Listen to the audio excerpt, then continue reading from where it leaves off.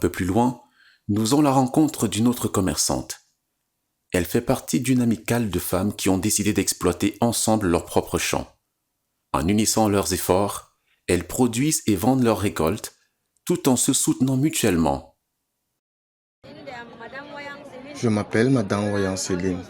J'habite à Sarkisano et je suis cultivatrice.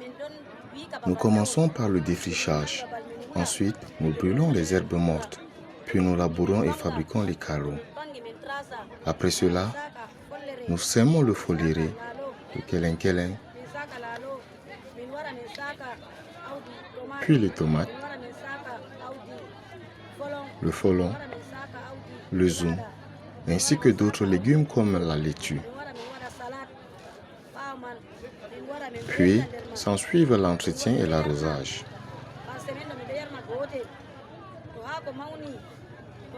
Une fois que les produits sont prêts pour le marché, si les légumes frais sont rares, nous vendons un carreau à 1500 francs.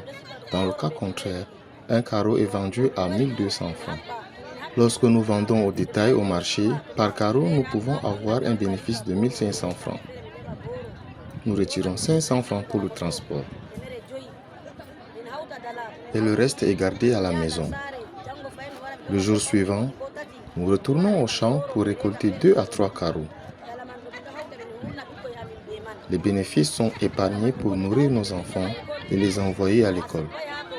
Si je ne vends pas les légumes, je ne peux pas payer la scolarité de mes enfants. C'est grâce aux légumes que nous, les plus modestes, parvenons à construire. C'est grâce à la vente des légumes que nous nous en sortons. C'est le seul travail que je sais faire. Moi, Wayan Céline, cela fait 20 ans que je travaille dans la culture et la vente des légumes. Mes enfants ont été scolarisés grâce à cela. Quand mes enfants et moi tombons malades, c'est grâce à l'argent des légumes que je parviens à payer les soins. Il y a une grande bénédiction dans cette activité. Je vends au grand marché les lundis et vendredis. Et les jours ordinaires, je vends au marché du Cap-Vert. Tout le monde me connaît ici. Mon mari me soutient dans ce métier. Je lui demande la permission et il m'encourage. Il n'a aucun problème avec cela parce que cela nous aide tous les deux. Il ne s'est jamais plaint.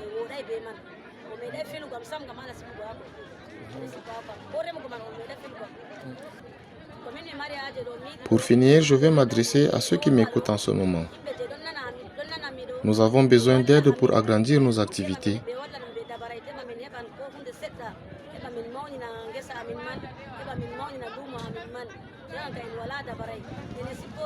Parce que tout ce que nous gagnons, nous l'utilisons directement. Nous vivons au jour le jour. Dans ce marché, les parcours sont nombreux. Certains sont aussi marqués par l'épreuve. Nous rencontrons également une veuve. C'est auprès de son mari qu'elle a appris le travail de la terre. Aujourd'hui, elle poursuit seule cette activité. Un moyen pour elle de continuer à faire vivre sa famille et d'assurer l'avenir de ses enfants. Je m'appelle Bamé. C'est mon seul travail. Depuis que je me suis marié, je vends des légumes. Quand j'ai rencontré mon mari, il cultivait des légumes. Aujourd'hui, il est décédé. Il m'a laissé avec les enfants. Nous n'avons pas une grande maison. Nous nous débrouillons avec ça. Je parviens à gagner un peu. Je n'ai personne pour me soutenir. J'avance toute seule pour subvenir aux besoins de mes enfants. Moi, je prends les légumes à crédit et je rembourse une fois que j'ai vendu. Et si jamais j'ai de l'argent, je paie en avance. Il y a des jours où je gagne parfois 2000, 3000, 5000. Et il y a des jours où je ne parviens pas à vendre.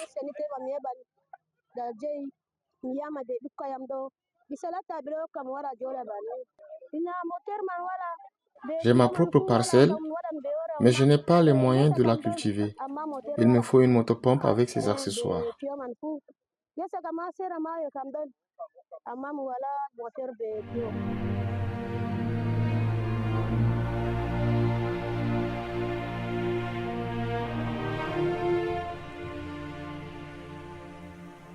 Mais l'agriculture ne se limite pas seulement aux légumes. À Figuil, un autre arbre fait partie du paysage, le nîmes. Présent dans de nombreux quartiers de la ville, il est connu pour ses multiples vertus. Depuis quelques années, certaines femmes se sont lancées dans une activité encore peu connue, la transformation artisanale des graines de Nîmes en huile. C'est dans ce contexte que nous rencontrons Madame Émilienne Blaise. Passionnée par cette activité, elle nous raconte son parcours. Je m'appelle Madame Émilienne Blaise Neti, directrice à l'école maternelle de Badadji. 2 enfants célibataires en Durcie.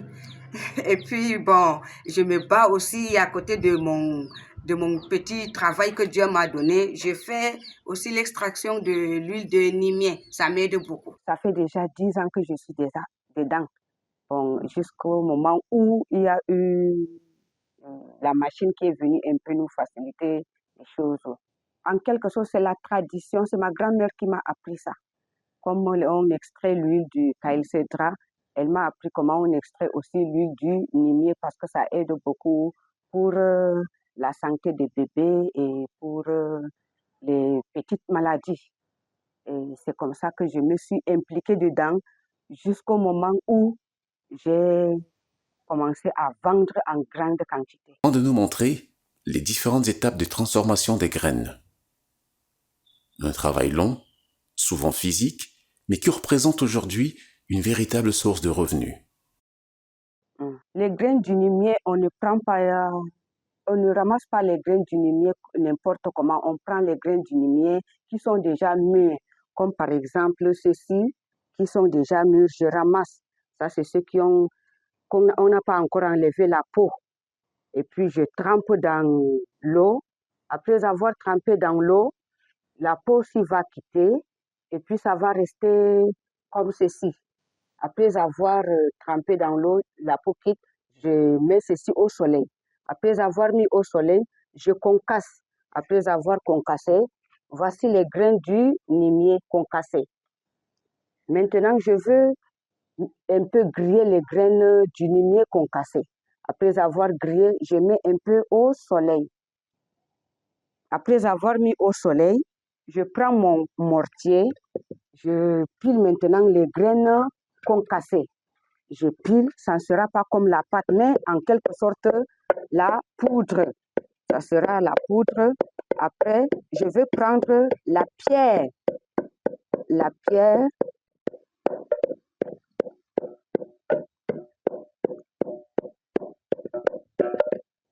J'ai déjà pilé mes graines de nimier. C'est la poudre.